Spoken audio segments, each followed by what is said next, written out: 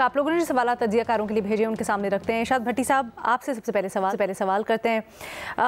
जो Iran Israel की जंग में अब अमेरिका बराह रास्त शामिल हो गया, इससे मुतालिक आपसे सवाल किया जा रहा है। वैसे तो ये है कि ईरान की जवाबी हिकमत अमली खित्ते के दीगर ममालिक खुसूसन पाकिस्तान पर असर डाल सकती है, लेकिन इसके ऊपर हम कमोबेश बात कर ही चुके हैं और आपने पहले सेगमेंट में इसका बड़ी वजाहत से जवाब भी दे दिया। तो सर आगे थोड़ा सा ये भी बता दीजिएगा, क्या आप समझते हैं कि खित्ते में कोई दीगर मुल्क या जो अपनी सपोर्ट दे रहे हैं ईरान को, उनमें से कोई मुल्क बराह रास्त इसमें शामिल हो सकता है, या जंग मजीद बढ़ सकती है, या मामला सेटल होने की तरफ जा रहे हैं? मैडम शेख, पहला सवाल का पहला हिस्सा कि कोई और मुल्क इस जंग में ईरान का साथ दे सकता है, जवाब मेरा तो नहीं में है। दूसरा हिस्सा कि क्या ये सेटल होने की तरफ जा रहा है, जवाब नहीं में है। तीसरा हिस्सा कि क्या दीगर ममालिक खुसूसन पाकिस्तान पर यह असर डाल सकती है। और चौथा जो मुझे ख़तरा लग रहा है कि हो सकता है ईरान अमरीकी बेसों पर हमला करे, वो समंदरी जो रास्ता है वो बंद कर दे, या इस अमरीकी शहरियों पर हमला करे, या कुछ इसराइल पर हमले जारी रखे। तो मुझे लगता है कि ये अल्लाह करे मैं गलत हूँ, लेकिन मुझे लगता है कि ये ज़्यादा आगे जाएगा काम और रिजीम चेंज की तरफ जाएगा काम। अच्छा, ठीक है। और ये ज़हनों में रहे मैडम शेख, एक मैं मगरबी तजियाकार और अमेरिका के एक बड़े अहम तजियाकार को सुन रहा था, वो कहता था कि हमारा रिजीम चेंज के तो है, दुनिया कह रही है, हम चाहते हैं रिजीम कोलैप्स, कि वो ये ना रहे, बाकी खाना जंगी हो जाए, जो भी हो हमें वो सूट करता है। केओस। ठीक है जी, बहुत शुक्रिया इरशाद भट्टी साहब। आगे बढ़ते हैं। महमल सरफराज साहिबा से अगला सवाल। महमल, पूछा जा रहा है, बिलावल ने कहा है कि पाकिस्तान और भारत के दरमियान गुज़श्ता माह जंग बंदी अमरीकी हिमायत से किसी बड़े सिफारती अमल के आगाज़ की उम्मीद पर हुई है। क्या वाकई ऐसा था? और अगर ऐसा था तो भारत क्यों अब तक मुज़ाकरात से दूर है? देखिए लीना, उस वक्त आपको याद है कि उस वक्त जब ये अनाउंस भी हुआ था तो यही बातें हो रही थी कि एक न्यूट्रल वेन्यू के ऊपर जो है वो बातचीत होगी दोनों ममालिक की। उसके अलावा अमेरिका ने भी और ख़ासतौर पर सदर ट्रंप ने बार बार इसकी बात की कि दोनों को निगोशिएटिंग टेबल पे बिठाएंगे हम, या बिठाना चाहिए। कश्मीर की सालसी की भी बात की, रीहाइफिनेट जिस तरह इंडिया पाकिस्तान हुआ। अब हुआ ये क्यों नहीं है, उसकी वजह लीना, सबसे बड़ी वजह यह है कि जो भारत के लिए सुबकी हुई है सीज़ फायर वाली चीज़ के ऊपर। आप देखें कि जिस तरीके से भारत ऑफिशियली भी एक मानने को तैयार नहीं है कि अमेरिका का क्या किरदार रहा, या भारत जो है वो अमेरिका के पास जाकर उन्होंने सीज फायर के लिए बात की, वो तो ये बात मानने को तैयार नहीं, क्योंकि मोदी गवर्नमेंट के लिए बहुत बड़ी एम्बैरसमेंट है। और हालांकि उसके बाद भी सदर ट्रंप ने कितनी दफ़ा ये बात की, इवन उनके ऑफिशियल स्टाफ के बाद भी, कि उन्होंने सीज फायर कराया है और इंडिया में मोदी का रोल और इधर जो है हमारी फील्ड मार्शल का रोल, तो उन्होंने उसको अप्रिशिएट भी किया। तो ये जो चीज़ें, सबसे बड़ी वजह इंडिया खुद ही है कि जिसकी वजह से ये डायलॉग या ये कुछ नहीं हुआ, क्योंकि वो अपने लोगों को अभी तक अमेरिका की सीज फायर वाली चीज़ पर जवाब नहीं दे सके, तो पाकिस्तान के साथ डायलॉग के ऊपर क्या जवाब देंगे। तो ये डिलेज उनकी तरफ से। दूसरा ये कि अमेरिका इस वक्त जो है वो ऑब्वियसली डिस्ट्रैक्टेड है, जो ईरान के साथ हो रहा है, इसराइल जो है वो जिस तरह कर रहा है और उनका साथ दे रहा है, तो एक वो भी वजह है, लेकिन सबसे बड़ी वजह इंडिया खुद है। Thank you Mahmal. आगे बढ़ते हैं, आपसे सवाल करते हैं फैसल।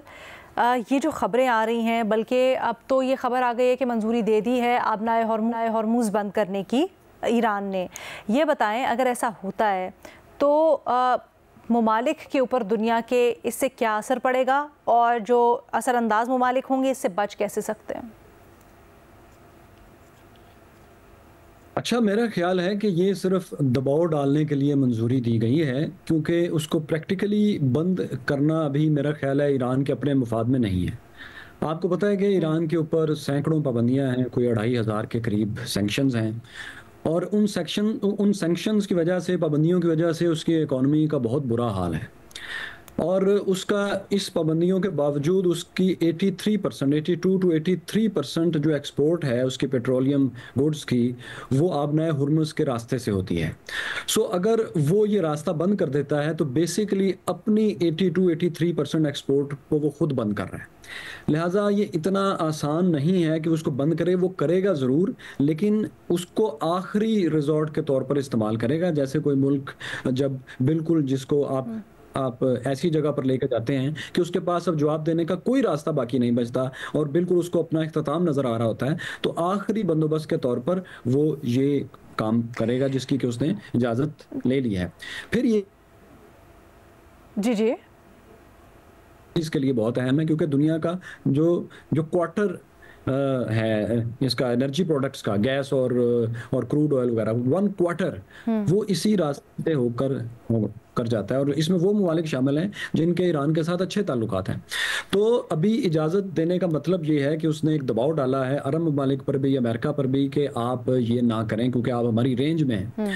सो एक दबाव के लिए है कि अगर आपने हमें मजीद कॉर्नर हमें किया तो हम इस हद तक जाएंगे।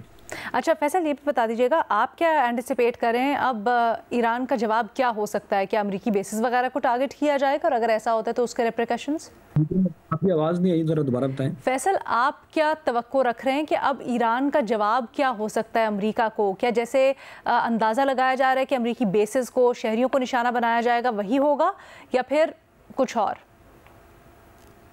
देखिए, शहरियों को मेरा ख्याल है कि वो निशाना नहीं बनाएगा क्योंकि अमेरिका ने इस हमले में अब तक की जो है मालूमात, फर्दू में, नतन्स में पहले से ये बता करके हम हमला करने वाले हैं, उनको एक मौका दिया कि वो अपने लोगों को निकाल लें।